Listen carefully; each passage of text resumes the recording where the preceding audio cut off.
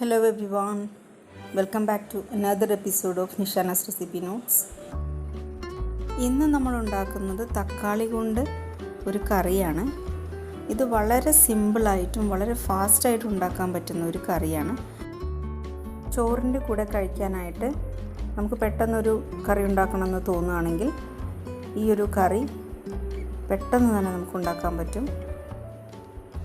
To see more recipes, subscribe NISHANA'S recipe notes and give bell for getting notifications on latest updates. ആദ്യം തന്നെ ഇതിൻ്റെ ingredients ഒന്ന് പരിചയപ്പെടാം. ഇത് ചുവന്നുള്ളി അരിഞ്ഞത്, 2 വലിയ തക്കാളി കഷ്ണങ്ങളാക്കിയതാണ്, മുളക് പൊടി 1 ടീസ്പൂൺ, മഞ്ഞൾപ്പൊടി 1/2 ടീസ്പൂൺ, പെരിഞ്ജീരകപ്പൊടി 1/2 ടീസ്പൂൺ, ഉപ്പ് ആവശ്യത്തിന്, കടുക് 1 ടീസ്പൂൺ, കറിവേപ്പില, വെളിച്ചെണ്ണ, ആവശ്യത്തിന് വെള്ളം. ഇത്രയുമാണ് ഇതിൻ്റെ ഇൻഗ്രീഡിയൻസ്. ഇനി ഇതെങ്ങനെയാണ് തയ്യാറാക്കുന്നതെന്ന് നോക്കാം. ഈ കറി ഉണ്ടാക്കാൻ വേണ്ടിയിട്ട് ഞാൻ ഒരു മൺപാത്രം ആണ് ഉപയോഗിക്കുന്നത്. മൺചട്ടിയിലാണ് ഞാനിത് ഉണ്ടാക്കുന്നത്. അപ്പോൾ ആദ്യം നമുക്ക് 2 ടേബിൾ സ്പൂൺ വെളിച്ചെണ്ണ ഇതിലേക്ക് ഒഴിച്ചു കൊടുക്കാം. എണ്ണ ഒന്ന് ചൂടായി വരുമ്പോൾ കടുക് ഇട്ട് കൊടുക്കാം. കടുകൊന്ന് പൊട്ടി വരുന്ന സമയത്ത് നമുക്ക് അരിഞ്ഞു വെച്ചിരിക്കുന്ന ചെറിയ ഉള്ളി ചേർത്ത് കൊടുക്കാം. ഇത് ചെറുതായിട്ടൊന്ന് സോട്ടായി വന്നാൽ മതി. നന്നായിട്ട് മുരിഞ്ഞ് ബ്രൗൺ കളർ ആവണമെന്നൊന്നുമില്ല. ഈ ഒരു സ്റ്റേജിൽ തന്നെ നമുക്ക് നമ്മുടെ മെയിൻ ഇൻഗ്രീഡിയൻ്റ് ആയിട്ടുള്ള തക്കാളി ആഡ് ചെയ്ത് കൊടുക്കാം.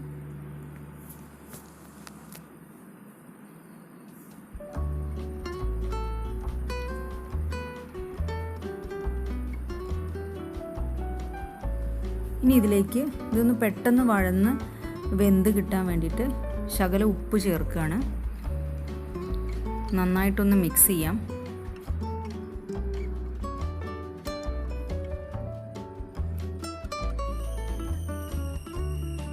ഇനി ഇത് ഒരു ലിഡ് വെച്ചിട്ട് കവർ ചെയ്യാം ആദ്യം. എന്നിട്ടൊരു 10 മിനിറ്റ് ഒരു ചെറിയ തീയിൽ ഇങ്ങനെ ഇരിക്കട്ടെ. ഒരു 10 മിനിറ്റ് കഴിഞ്ഞിട്ടുണ്ട്. നമ്മുടെ തക്കാളിയെല്ലാം നന്നായിട്ട് വെന്ത് ഉടഞ്ഞ് വന്നിട്ടുണ്ട്. ഇതിലേക്ക് നമ്മൾ വെള്ളമൊന്നും ചേർത്തിട്ടില്ലെങ്കിലും ഇതിൽ ആ തക്കാളിയിൽ നിന്നുള്ള വെള്ളം താനെ ഇറങ്ങി വന്നിട്ടുണ്ട്.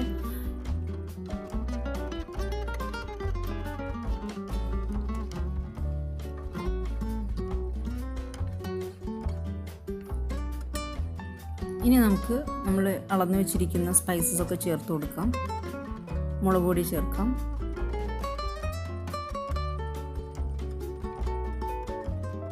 മഞ്ഞൾപ്പൊടി,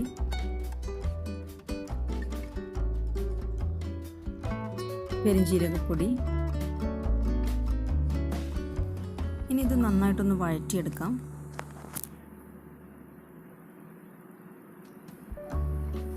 ഈ പൊടികളുടെയൊക്കെ പച്ചച്ചുവ മാറുന്നവരെ ഒന്ന് വഴറ്റാം. ഇനി നമുക്ക് കറിവേപ്പില ചേർത്ത് കൊടുക്കാം. കറിവേപ്പില ഒരു ഫൈനൽ ടച്ച് എന്നുള്ള രീതിയിലാണ് നമ്മൾ ആഡ് ചെയ്ത് കൊടുക്കുന്നത്.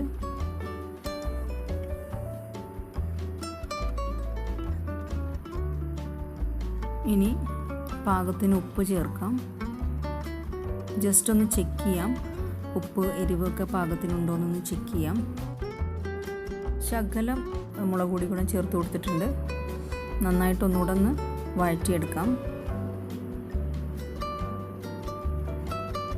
ഇനി ഇതിലേക്ക് നമുക്ക് വെള്ളം ചേർത്ത് കൊടുക്കണം.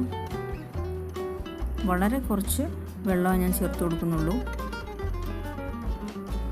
നമുക്ക് വളരെ തിക്കായിട്ടുള്ളൊരു കറിയാണ് വേണ്ടത്. കൂടുതൽ വെള്ളം ചേർത്ത് കഴിഞ്ഞാൽ അത് വല്ലാതെ ലൂസായി പോകും. അപ്പോൾ അങ്ങനെ ആവുമ്പോൾ നമ്മുടെ കറിക്ക് നമ്മൾ ഒരു എക്സ്പെക്റ്റ് ചെയ്യുന്ന ഒരു ടേസ്റ്റ് ഉണ്ടാവില്ല.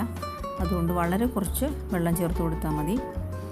ഇനി ഒന്ന് തിളച്ച് വന്നാൽ നമുക്ക് ഗ്യാസ് ഓഫ് ചെയ്യാം. അപ്പോൾ നമ്മുടെ തക്കാളിക്കറി ഇവിടെ റെഡി ആയിട്ടുണ്ട്. ഇത് ചോറിൻ്റെ കൂടെ കഴിക്കാൻ നല്ല ബെസ്റ്റായിട്ടുള്ളൊരു കറിയാണ്.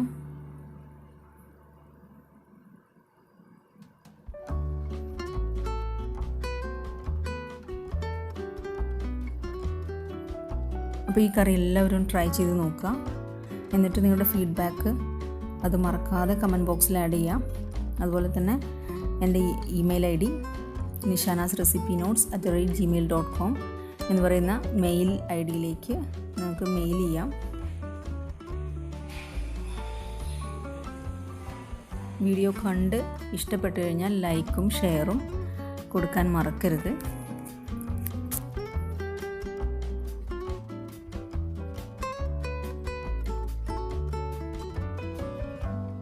ചാനൽ സബ്സ്ക്രൈബ് ചെയ്തിട്ടില്ലാത്ത കൂട്ടുകാരൊക്കെ എത്രയും പെട്ടെന്ന് സബ്സ്ക്രൈബ് ചെയ്യുക, ബെല്ലൈക്കൺ കൂടെ എനേബിൾ ചെയ്യുക. എങ്കിലേ ഞാനിടുന്ന നെക്സ്റ്റ് വീഡിയോയുടെ നോട്ടിഫിക്കേഷൻ നമുക്ക് കിട്ടുള്ളൂ. So I'll be back soon with another recipe. Until then, take care. Bye-bye.